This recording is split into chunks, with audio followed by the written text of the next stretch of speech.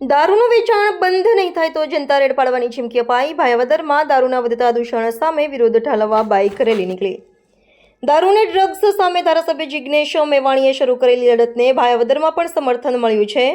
અનુજાતિ સમાજના અગ્રણીઓએ મેવાણીના ટેકામાં જણાવ્યું હતું કે તંત્ર અને પોલીસની મીઠી નજર તળે ચાલતા દારૂને જુગારના તેમજ ડ્રગ્સના આંકડા તેમજ અનેક ગેરકાનૂની પ્રવૃત્તિ જે ચાલી રહી છે તે બંધ થવી જોઈએ તેવી માંગણી અમે પણ કરીશું. રજૂઆત પહેલા અનુસૂચિત જાતિના લોકોએ બાઇક રેલી કાઢીને લોકોનું ધ્યાન દોર્યું હતું અને રેલી સ્વરૂપે નાયબ મામલતદાર કચેરીએ ધસી ગયા હતા તેમજ આવી ગેરકાનૂની પ્રવૃત્તિ બંધ થાય તેવી માંગણી કરી રહી છે.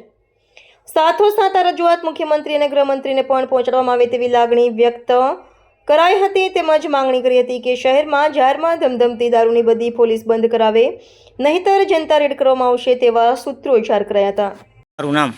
મારું નામ સંજીવભાઈ પરમાર, એડવોકેટ.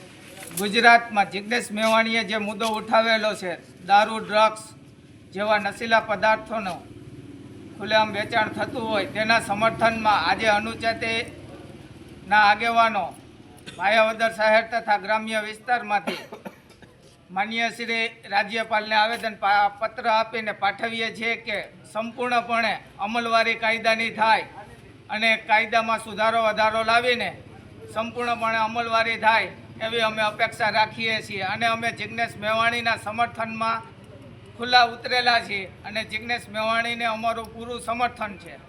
જય હિન્દ, જય ભારત, જય ભીમ. રિપોર્ટર વિજયભાઈ કુનેતિયા, ભાયાવદર.